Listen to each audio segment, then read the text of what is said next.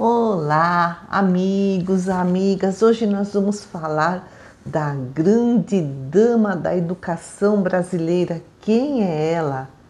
Anália Franco. Anália Emília Franco Bastos, a grande dama da educação brasileira. Vamos para uma breve biografia. Ela nasceu na cidade de Resende, no estado do Rio de Janeiro, em 1853 e morreu em São Paulo em 1919 por conta da gripe espanhola. Ela foi educadora, jornalista, escritora, poetisa, feminista, abolicionista. Nasceu numa família católica, mas acabou abraçando o espiritismo e se tornou uma espírita fervorosa, e por isso ela foi muito perseguida pela igreja. Aos 15 anos ela abraçou o magistério e acabou se tornando uma professora primária. Em 1871 foi assinada a Lei do Ventre Livre. Os filhos das escravas, eles seriam livres após os 8 anos de idade. E aí, eles não davam retorno financeiro para os fazendeiros. Por isso, eles eram negligenciados, havia descuidos, abandonos, abusos. E a Anália, ela mandava carta para as fazendeiras para ajudar nessa questão social, e ela conseguiu um terreno doado por uma fazendeira e lá ela fundou a casa maternal para abrigar essas crianças negras, que estavam livres por conta da lei do ventre livre. Só que essa fazendeira colocou uma proibição, de que ela não acolhesse crianças negras. No entanto, a Anália não concordou com essa questão, por isso ela foi expulsa desse terreno lá no Rio. Então ela foi para São Paulo e criou escola pública, um abrigo para as crianças, mas ela ao longo da sua vida fundou centenas de creches, escolas maternais, escolas primárias, revistas femininas, associações femininas de beneficência, albergues, creches, asilos, bibliotecas, escolas noturnas. Também fundou oficinas profissionalizantes para mulheres, para que elas conseguissem a sua autonomia e a igualdade de direitos entre homens e mulheres. Também fundou liceus, que são escolas de formação para professores, centros de atendimento médico, também uma colônia regeneradora para prostitutas e mães solteiras. E publicou muitos livros na área da pedagogia, com seu próprio método de ensino, tratados da infância, da adolescência, da juventude, 3 romances e muitas poesias. Ela era uma espírita convicta. Por isso ela era muito criticada pelos católicos, a igreja escrevia contra ela nos jornais.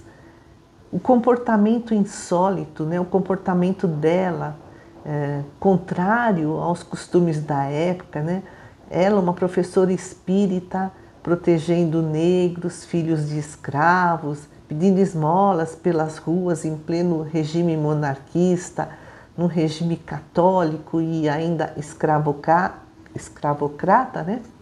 gerava assim um clima de antipatia e rejeição entre os moradores da região em relação a Anália Franco, que era considerada uma mulher perigosa, e aí até cogitava-se de seu afastamento da cidade.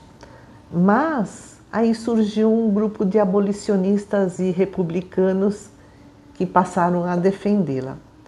Anália viveu nesse período, nesse período fim da monarquia, começo da república, uma época em que havia pouco espaço para a mulher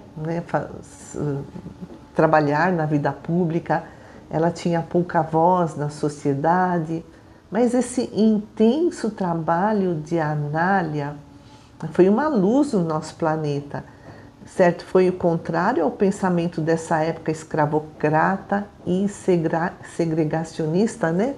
De separação de negros e brancos. De início, Anália abraçou a causa abolicionista, né? Depois ela passou para as atividades socioeducacionais para as crianças, aquelas crianças negras, filhas de escravos, cuja situação se agravou com a lei do ventre livre. Depois ela passou a trabalhar em projetos com mulheres trabalhadoras, pobres, marginalizadas, com os órfãos, com os necessitados. Grande missionária, né, que reencarnou aqui no nosso planeta. Ela defendeu a igualdade étnica, né, igualdade entre brancos e negros, a educação livre e popular, a alfabetização, a mudança do sistema de ensino. Ela combateu o patriarcalismo de que forma?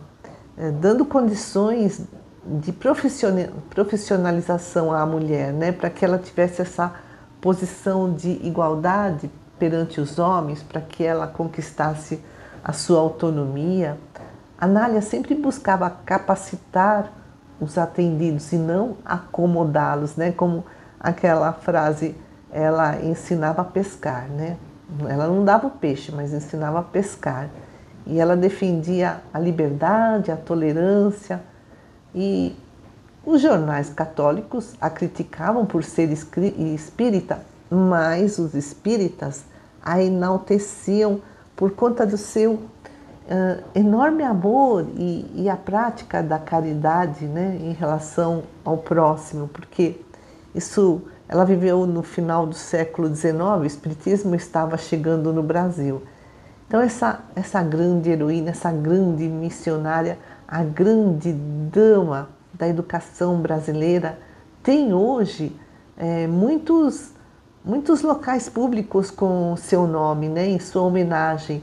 Tem um bairro em São Paulo, um bairro chamado Jardim Anália Franco, tem o shopping Anália Franco, tem escolas, tem centros espíritas, tem ruas, tem uma estação de metrô, né, chamado Anália Franco, e ela merece muito mais, né?